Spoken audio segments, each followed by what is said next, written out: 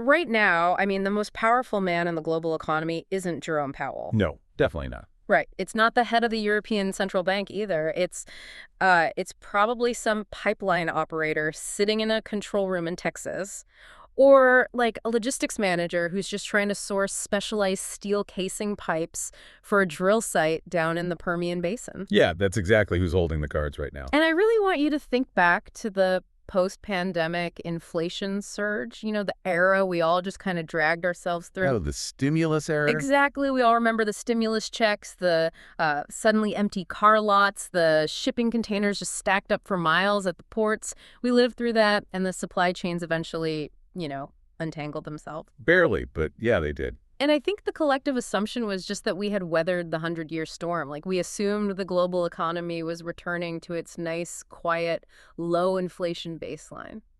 Well, I have some jarring news for you. The baseline is totally gone. We're basically entering the initial stages of inflation shock 2.0. Yeah, and the underlying mechanics of this new shock, they represent a really profound structural regime change. Yeah. Because that previous inflationary wave, it was largely a demand-side phenomenon, right? Too much money chasing too few goods. Exactly. I mean, millions of people suddenly had all this excess liquidity combined with these temporary, though, severe logistical bottlenecks. But the disruption we are facing today is driven by something far more elemental. And critically, it's far more resistant to traditional economic interventions.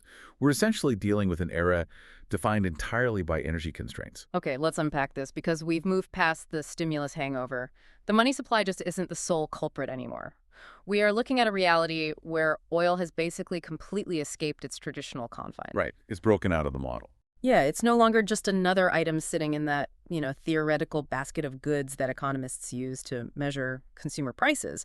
It has evolved into the master variable. It's the hidden plumbing of the entire global financial system, and those pipes are rattling so hard they're threatening to burst. I mean, for the better part of the last 15 years, we enjoyed this period of, honestly, remarkable macroeconomic predictability. Yeah. Central banks operated with these really stable models.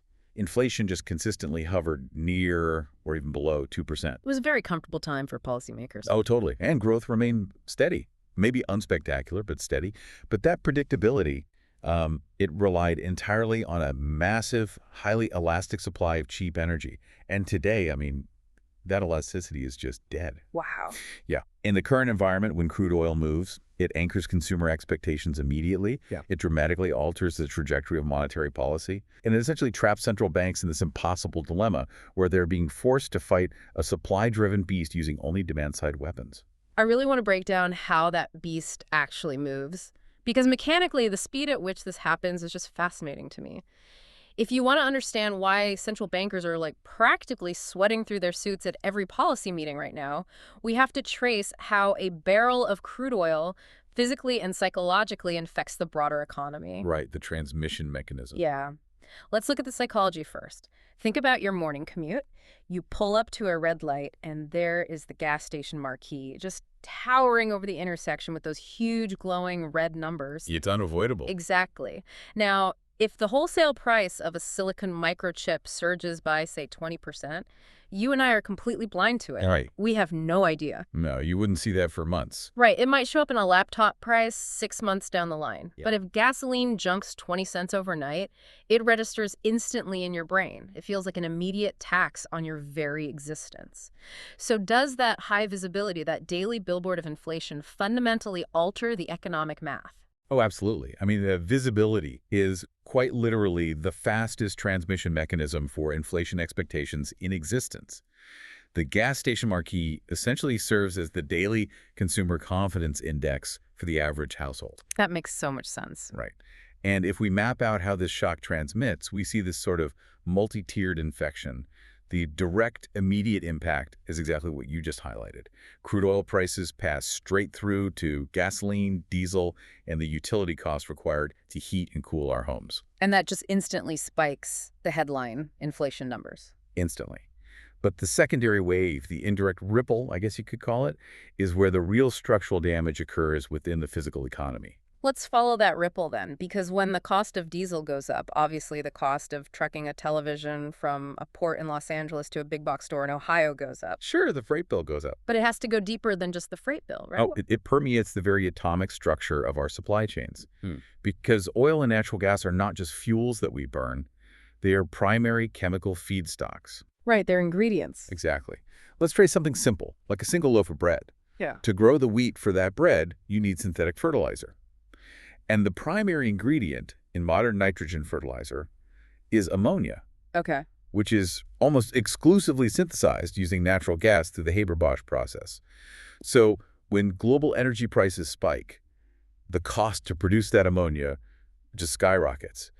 And fertilizer manufacturers, they don't eat that cost. They immediately pass it on to the agricultural sector. Which puts the farmer in a huge bind because they either pay the exorbitant price for the fertilizer, which means the cost of their wheat surges, or they decide they just can't afford the fertilizer, so they use way less of it. Exactly. And if they use less fertilizer, crop yields plummet. Wait, if crop yields plummet, you now have a localized shortage of wheat, which ironically drives the price of the wheat up anyway because supply is suddenly constrained. Yeah, you're hitting right on the compounding nature of the shock. It's a lose-lose. Whether the farmer pays the higher input cost or cuts back on the yield, the end result is a massive surge in the wholesale price of agricultural commodities. Wow, so the inflation is baked in at the seed level. Literally. And by the time that wheat is milled, baked, packaged in plastic, which, by the way, is also a petroleum derivative and driven to the grocery store on a diesel-guzzling truck, that original energy shock has basically multiplied itself at every single node of the supply chain. So you are suddenly paying this huge premium for a loaf of bread, not because the local baker got greedy and raised their margins, but because the foundational input of the entire global economy just became scarce. Precisely. And that covers the physical goods. Sure. But let's apply this to the service sector, because services make up a massive chunk of the economy, and they don't rely on synthetic fertilizers. Right, like an accounting firm or a local landscaping business isn't out there buying barrels of crude oil. They don't buy crude, no. But they do consume energy. And far more importantly, they're run by humans who are driving to work and staring at that gas station marquee every single day. Ah, right, the psychology comes back. Exactly. This introduces the defensive pricing mechanism. Service providers, from massive commercial airlines down to your local general contractor, they recognize rising energy costs as a direct, imminent threat to their operating margins. So they panic a little bit. They do. And they do not have the luxury of waiting to see if a spike in oil is transient or not. They have to act preemptively. So a plumber will raise their hourly call-out fee to cover the anticipated fuel costs for their van next month.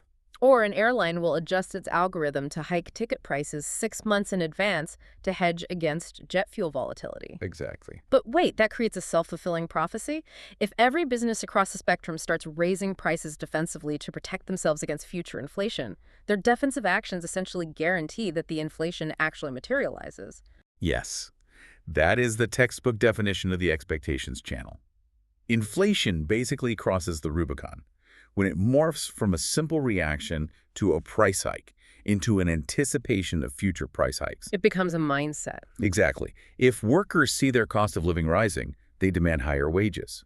If corporations grant those higher wages, they then have to raise the prices of their goods just to maintain their profit margins.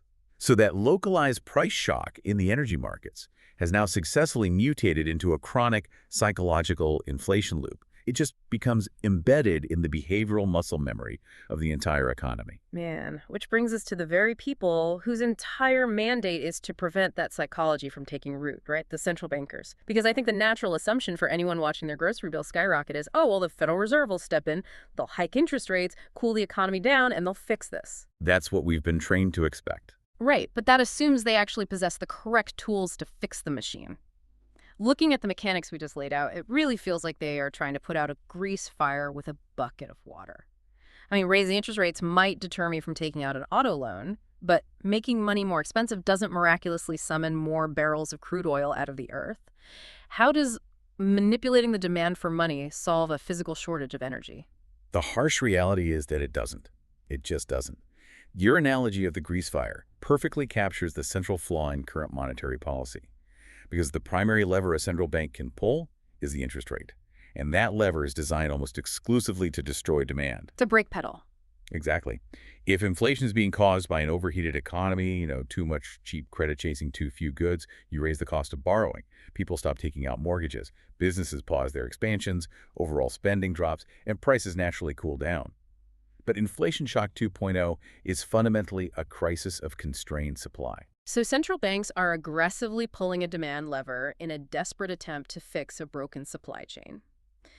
They are essentially trying to clear a massive traffic jam caused by a stalled semi-truck by making car loans more expensive. That is a perfect way to visualize it. It might stop a few new drivers from getting on the highway, but the truck is still blocking the lanes. And the stalled truck in this scenario represents a confluence of massive structural deficits in global energy capacity. Raising rates does absolutely nothing to clear the road. It doesn't accelerate the permitting process for new refineries. It certainly doesn't resolve complex geopolitical conflicts. Right.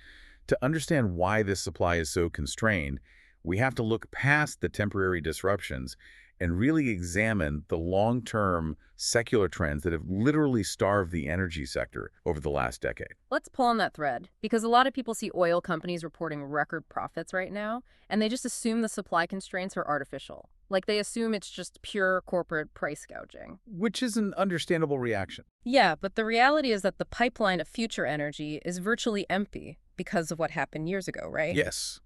The foundation of this specific crisis was laid during the boom and bust cycles of the 2010s. Do you remember the massive U.S. shale revolution? Oh yeah, when North Dakota basically became a gold rush town. Exactly. So from roughly 2010 to 2014, energy companies poured hundreds of billions of dollars into capital expenditure. I mean, drilling new wells, expanding infrastructure everywhere. They essentially flooded the market with oil, which ultimately caused global prices to crash. Supply went way up, so the price tanked. Right. And Wall Street and institutional investors writ large suffered massive, massive losses. So following that bloodbath, the entire incentive structure for energy executives was completely rewritten by their boards. Investors instituted a very strict regime of what they called capital discipline.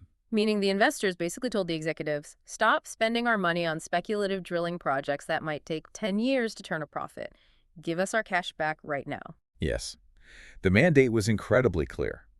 Return capital to shareholders via dividends and stock buybacks, and drastically reduce capital expenditure, or CapEx. Wow. So they just stopped looking for more oil. Pretty much. The money spent on exploring and extracting new reserves plummeted globally. And when you underinvest in heavy energy infrastructure for a solid decade, you eventually hit a wall where your existing legacy wells begin to deplete, and you have absolutely nothing slated to replace them. That is terrifying. And then you have to add environmental pressures on top of that. The rise of ESG, environmental, social, and governance standards, has completely rewired how institutional capital is allocated, right? We have society, governments, and massive asset managers actively pushing for a hard transition away from fossil fuels. Exactly. And the intent behind decarbonization is obviously vital for long-term climate stability. However, the short to medium-term execution of that transition has created a massive vulnerability. Traditional energy sectors have essentially been starved of the immense capital required just to maintain baseline global supply. All right. Imagine you were the CEO of a major oil conglomerate today.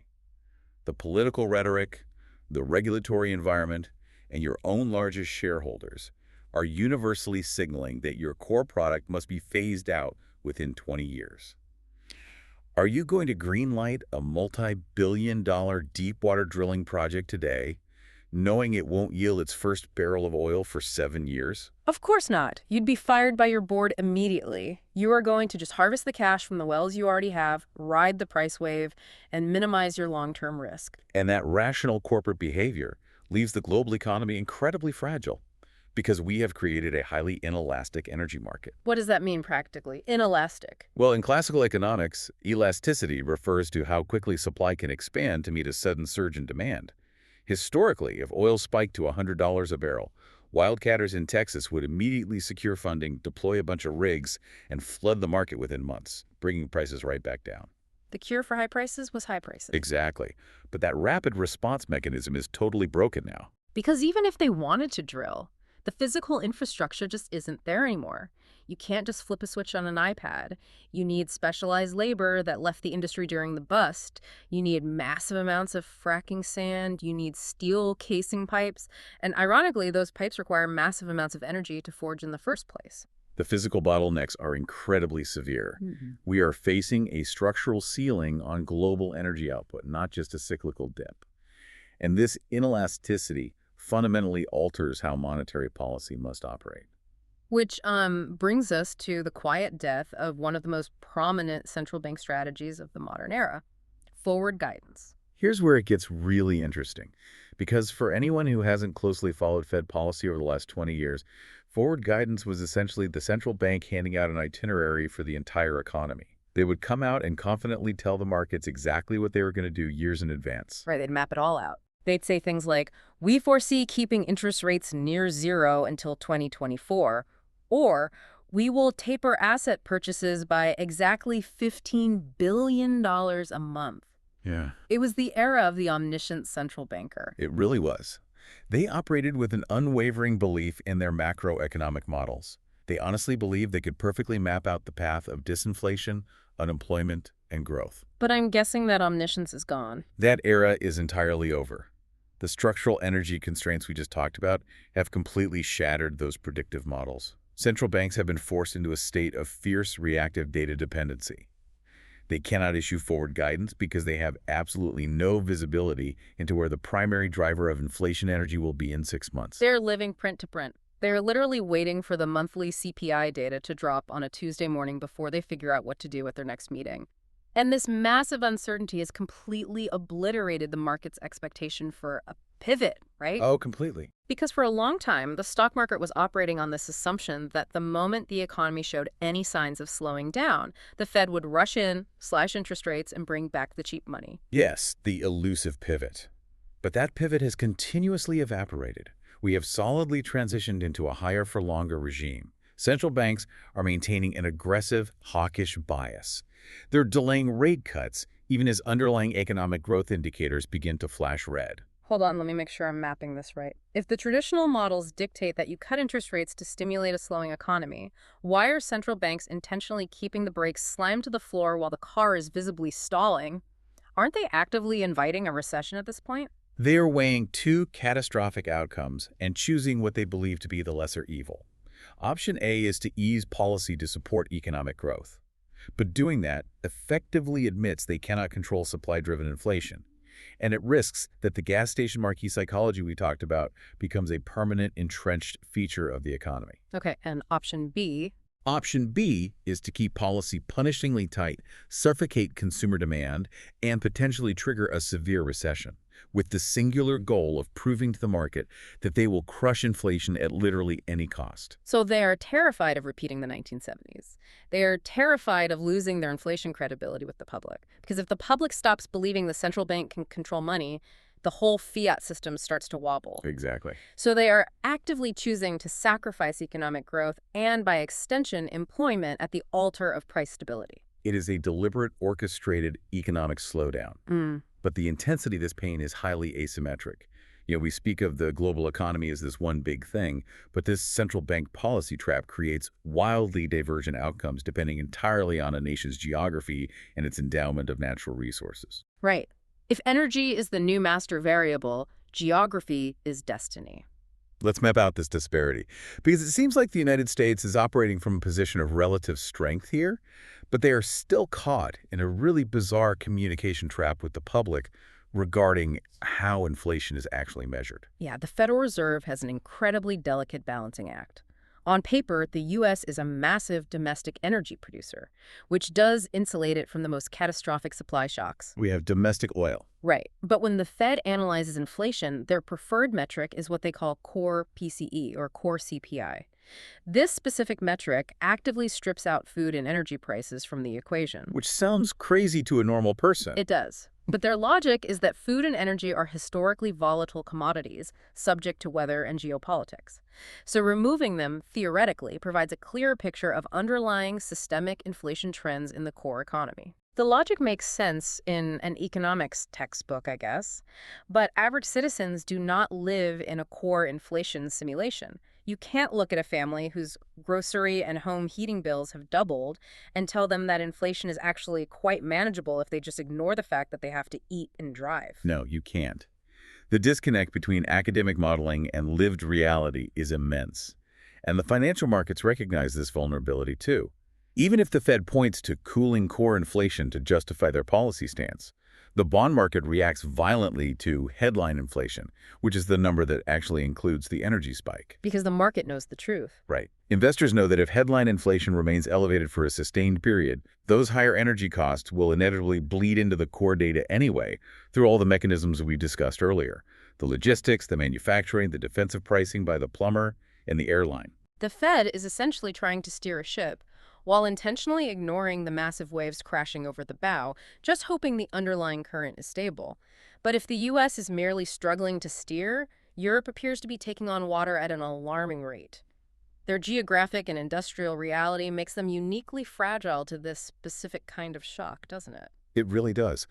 Europe's economic architecture, particularly the German industrial model, was largely built on the premise of uninterrupted access to cheap, imported natural gas. Mostly from Russia. Yes. And when you remove that input, the entire foundation crumbles. Unlike the U.S., Europe possesses very little domestic energy buffer.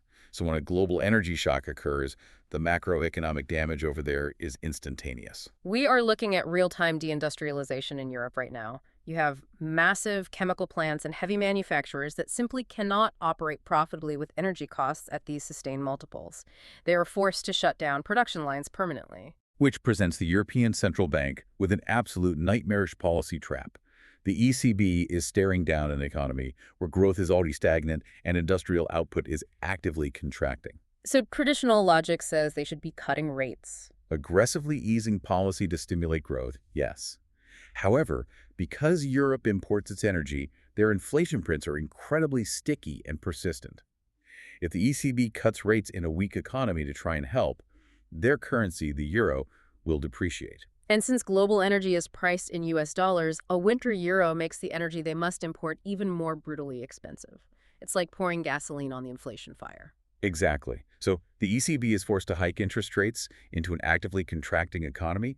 They are essentially accelerating their own recession just to prevent a total currency collapse. It is a vicious, inescapable cycle. But if we want to observe the true devastation of inflation shock 2.0, we have to look at emerging markets. Because developing nations that lack substantial domestic energy resources are experiencing this compounding, multi-layered crisis. The emerging market doom loop. It's devastating. Let's walk through the mechanics of that. How does a tight Federal Reserve in Washington essentially export economic ruin to a developing nation in real time? The chain reaction really centers on the U.S. dollar.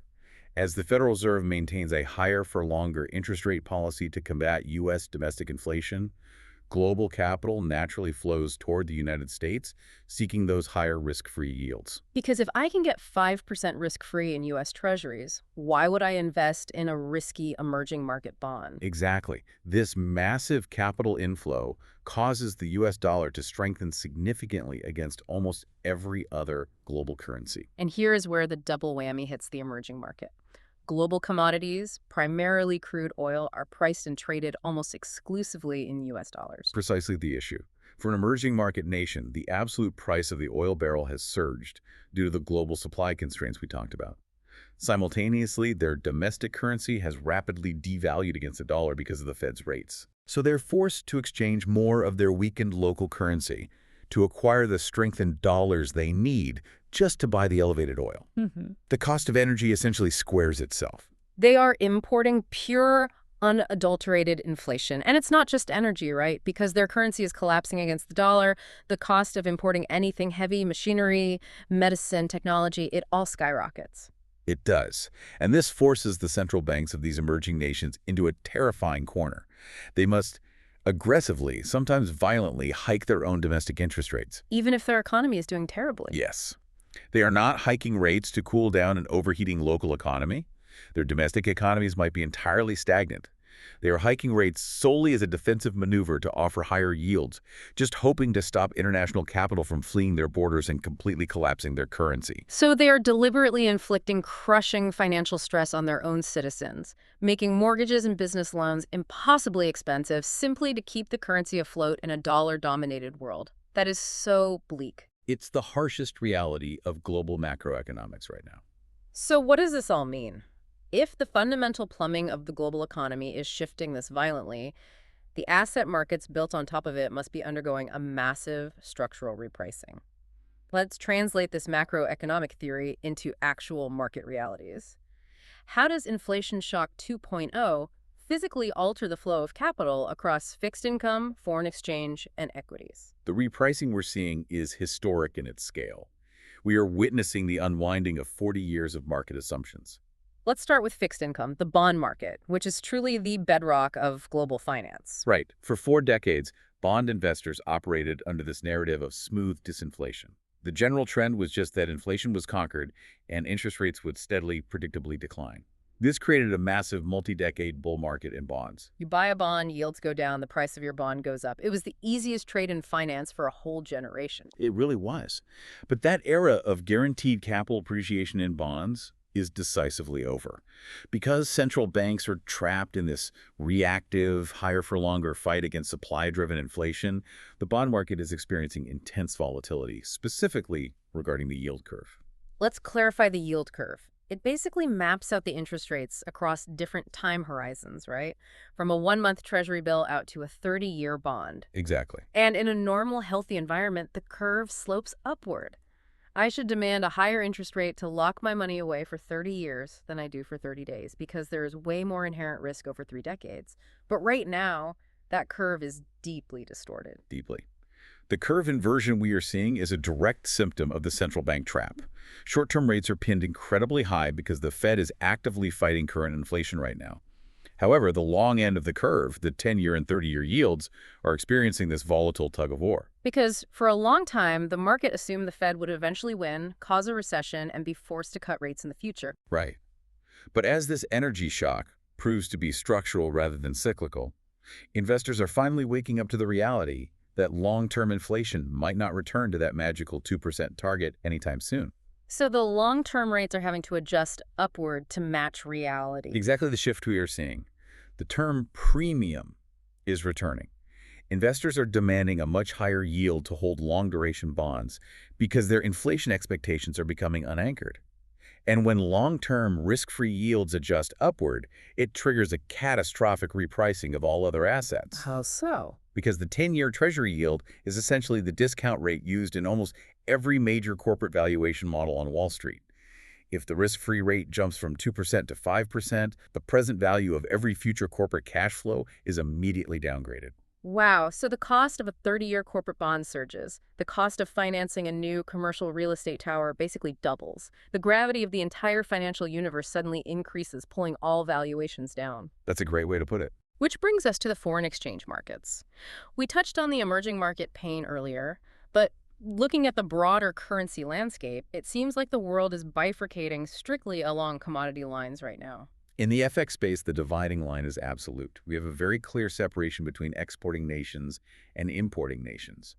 Currencies associated with massive natural resource exports, think of specific South American or Middle Eastern currencies, or even the Canadian dollar, in certain contexts, they experience periods of extreme resilience or even strengthening as they are flooded with capital from elevated commodity prices. Conversely, the manufacturing heavyweights that rely entirely on importing raw materials see their currencies pummeled. But towering above all of this, paradoxically, is the US dollar. Even with their own domestic inflation, the dollar remains an absolute juggernaut. It does. The dollar benefits from a dynamic often referred to as the dollar smile theory, but it's hypercharged by the current rate environment. In times of severe global economic uncertainty and high geopolitical tension, capital instinctively seeks the ultimate safe haven, which historically is the U.S. Treasury. Right. But simultaneously, because the Federal Reserve is keeping interest rates elevated relative to many other developed nations, the dollar also offers a highly attractive yield. It's a dual mandate for capital flow. I get safety, and I get paid a premium for that safety. It acts like a massive vacuum, sucking liquidity out of Europe and emerging markets, concentrating capital in the U.S., and leaving the rest of the world completely starved for dollars. That's exactly what's happening. So how does this dynamic fundamentally alter the stock market? If I'm looking at equities, the old playbook of just buying a broad S&P 500 index fund and assuming an easy 8% annualized return seems remarkably perilous right now. The equity markets are undergoing a brutal sector rotation. You cannot rely on indiscriminate, broad market growth anymore. On one extreme of the spectrum, you have the energy producers and commodity extractors.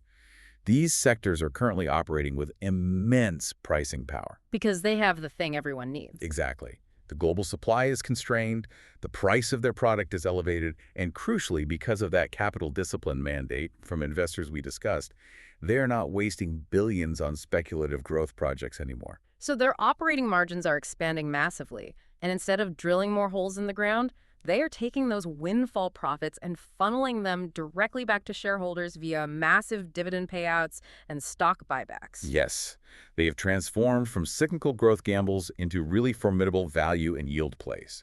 But I imagine exactly the opposite reality exists for energy-intensive sectors, right? Heavy industry, transportation, broad manufacturing. Though they are suffering from historic margin compression, their input costs, electricity, fuel, raw materials are rocketing upward. And they face a brutal choice.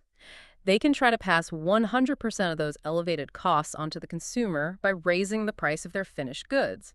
But if the consumer is already squeezed by inflation and higher mortgage rates, raising prices too much simply destroys demand for the product. Nobody buys the new tractor or the washing machine. Right. So to maintain any semblance of market share, the corporation is forced to absorb a portion of that inflation internally. They eat the loss, their profit margins shrink, their earnings reports disappoint Wall Street, and their stock valuations are brutally punished. It sounds like a complete dissolution of the buy the dip mentality. It is. For a decade, investors were conditioned to believe in the Fed put. That was the assumption that if the stock market ever dropped by 10 or 15%, the central bank would panic, halt their rate hikes, and inject liquidity to prop up asset prices. The central banks cared about the wealth effect. They wanted stocks to go up. But in Inflation Shock 2.0, the Fed put is effectively dead.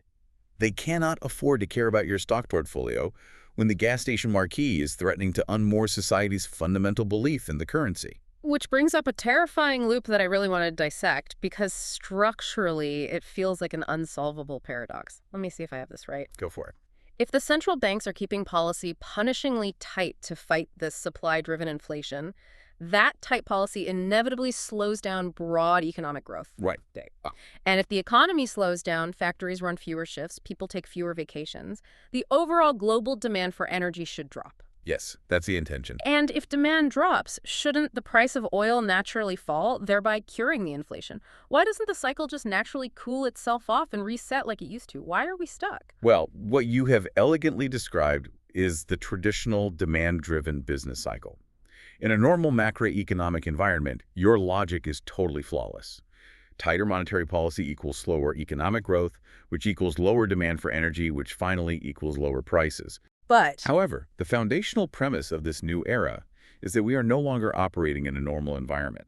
We are operating under extreme, inelastic supply constraints. we are stuck in the doom loop. The doom loop is the defining characteristic of this regime.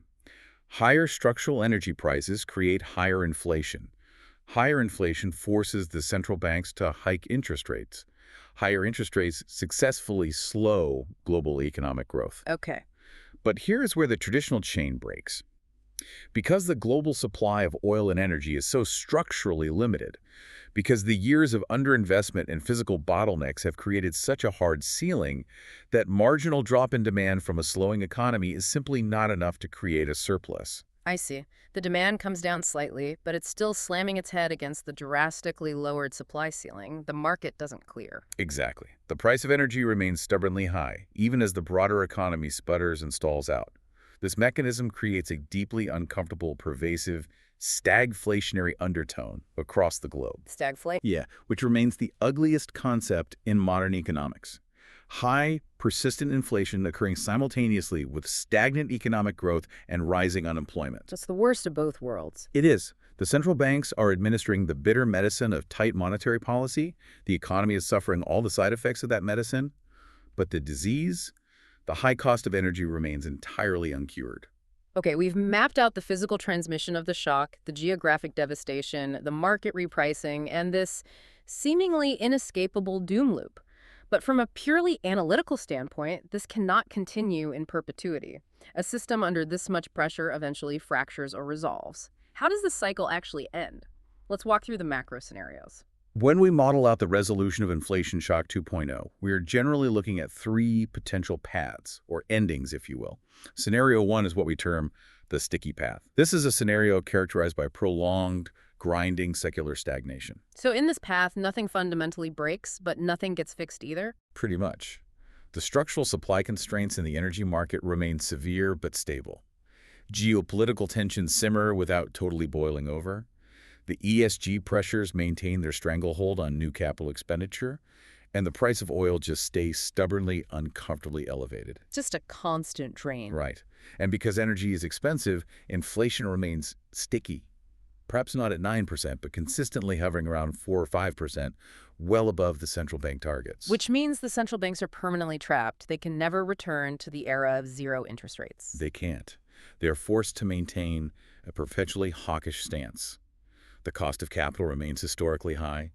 Global economic growth doesn't necessarily crash into a depression, but it slowly, painfully suffocates under the immense combined pressure of expensive energy and expensive debt. Right. Profit margins remain tight across the board, innovation slows down due to the sheer cost of funding, and we basically endure a lost decade of low-grade economic malaise. That sounds like a slow bleed. Just a miserable existence for capital markets.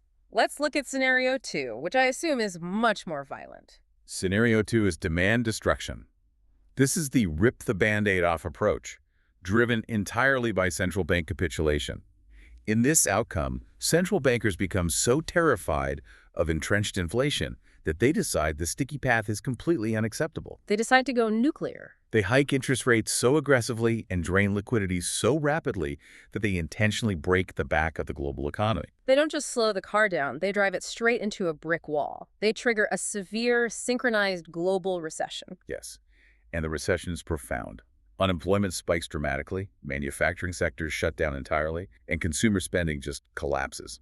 This immense destruction of economic activity finally causes a massive, undeniable plunge in global energy demand. People literally can't afford to buy anything or go anywhere. Exactly. And only then, through sheer economic devastation, does the price of oil plummet. So they finally cure the inflation, but the cost of the cure is catastrophic. But inflation does collapse, which finally grants the central banks the political and economic cover to execute the mythical pivot. They can slash interest rates back to zero and begin massive quantitative easing to resuscitate the battered economy. You have successfully cured the disease by killing the patient, and you are now banking entirely on your ability to perform macroeconomic CPR. That's a very dark way to frame it, but yes, exactly. I don't think anyone wants to live through the demand destruction scenario, which leaves scenario three. Is there a way out of this that doesn't involve a lost decade of stagflation or an orchestrated global depression? Scenario 3 is what we classify as the miracle resolution. In this pathway, the global economy actually achieves a soft landing via a massive, unforeseen resolution entirely on the supply side of the equation. Meaning the supply ceiling suddenly lifts. What does that actually look like in the real world? It would require a confluence of truly extraordinary events. It could manifest as a sudden, lasting stabilization of major geopolitical conflicts, allowing embargoed or sanctioned oil to just flood back into the global market. Okay, that's one way. Alternatively, it could be driven by an unprecedented technological breakthrough. Perhaps a massive acceleration in the scalability of advanced nuclear power, or a revolutionary leap in battery storage efficiency that dramatically reduces the physical demand for fossil fuels practically overnight. So if the market is suddenly flooded with cheap, accessible supply from somewhere, the price of energy naturalizes. The primary driver of inflation evaporates. Central banks can ease off the brakes without risking a resurgence in prices, and global growth resumes without requiring a recessionary purge. It is the absolute optimal outcome. However, looking through a cold, analytical lens at the realities we have discussed over the last hour, the decade of structural underinvestment, the complex and deeply entrenched geopolitical fractures, the physical realities of supply chains, and the immense lead times required to build out heavy energy infrastructure, assigning a high probability to a miracle resolution is intellectually perilous. It's a long shot. It is. You cannot simply conjure millions of barrels of daily production capacity or invent entirely new grid-scale infrastructure out of thin air simply because the macroeconomic math requires a soft landing. Hope is a vital human emotion, but it is a disastrous investment strategy. Synthesizing this entire deep dive, it becomes glaringly apparent that the foundational frameworks we use to understand the economy are largely obsolete. If you are an investor, a business owner, or just a regular citizen trying to manage your savings, relying on the economic playbooks of 2015 is basically a recipe for disaster. That is the ultimate unifying takeaway of this discussion. The economic models that define the last 40 years, models that focused almost exclusively on labor wages, theoretical output gaps, and the manipulation of consumer demand, they are fundamentally insufficient to navigate our current reality. They're measuring the wrong things. We have definitively and perhaps irreversibly transitioned from a demand-driven economic cycle into a structurally supply-constrained regime. The central bank reaction function is broken because the tools they possess do not match the existential threat they're actually facing. Right. Understanding the physical flow of energy is no longer a niche, esoteric subsector of commodities trading. It is the absolute, non-negotiable prerequisite for understanding the value of fiat money, the trajectory of monetary policy, and the ultimate distribution of global wealth. Crude oil is no longer a secondary input variable. It is the primary gravitational force of the entire macroeconomic universe. It fundamentally reframes how you interact with the physical world. The next time you are sitting at that red light and you look up at that gas station marquee, you aren't just looking at the frustrating cost of your morning commute. You are looking at the real-time scorecard for global monetary policy. You are looking at the exact number that dictates whether the bond market thrives or cracks and whether emerging economies can survive another fiscal quarter. To you listening, thank you for joining us on this deep dive. Thank you for bringing your curiosity, for rejecting the surface level narratives, and for being willing to look under the hood to understand the complex, hidden plumbing of the global economy. Recognizing a paradigm shift of this magnitude isn't always comfortable, and the scenarios we've laid out are stark. But as we established at the beginning, confronting the mechanics of how the world actually operates is the ultimate shortcut to being truly well-informed. Before we close out, I want to leave you with one final, lingering thought to mull over on your own. It builds on everything we've unpacked today regarding the limitations of our current institutions. If central banks, the entities entrusted with maintaining the stability of our money, are virtually powerless to stop structurally supply-driven inflation, and if the physical supply of energy ultimately dictates the flow of global wealth and the survival of currencies, are we entering an era where energy policy essentially is monetary policy? Think about the implications of that for a moment. We'll catch you on the next deep dive.